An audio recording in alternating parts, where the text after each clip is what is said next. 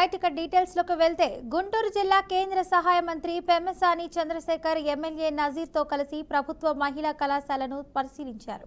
కేంద్రం రాష్ట్రం సిఎస్ఆర్ నిధులతో అభివృద్ధి పనులు కొనసాగిస్తున్నట్లు తెలిపారు.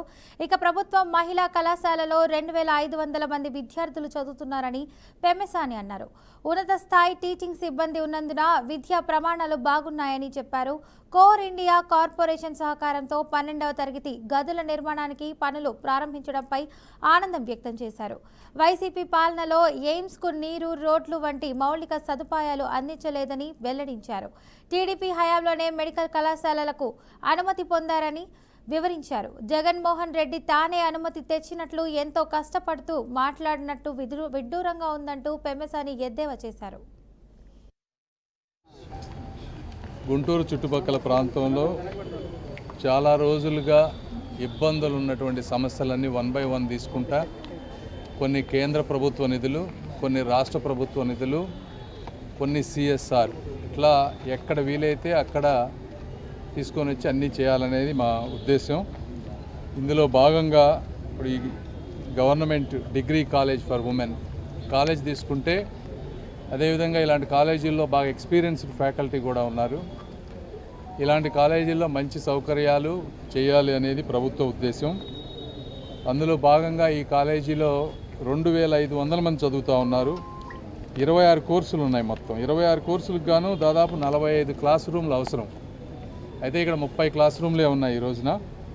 ఇంకొక 12 నుంచి 15 క్లాస్ రూములు అడిషనల్గా కావాలి అని చెప్పి ఎమ్మెల్యే గారు, నజీర్ గారు, అదేవిధంగా ఇక్కడ ఉన్నటువంటి ప్రిన్సిపాల్, అడ్మినిస్ట్రేటర్స్ అందరూ, జ్యోత్స్న కుమార్ గారు, వీళ్ళందరూ కూడా ఒక్కొక్క ఫ్లోర్ 3200 స్క్వేర్ ఫీట్ అంటే 12,000 స్క్వేర్ ఫీటు, ఒక 10 నుంచి 10,000 స్క్వేర్ ఫీట్ వచ్చే విధంగా ఒక 2.5 కోట్లతోటి బిల్డింగ్ ఎస్టిమేట్ చేసి కోల్ ఇండియా వారితో మాట్లాడాం. వాళ్ళు కూడా ఇస్తానని చెప్పారు.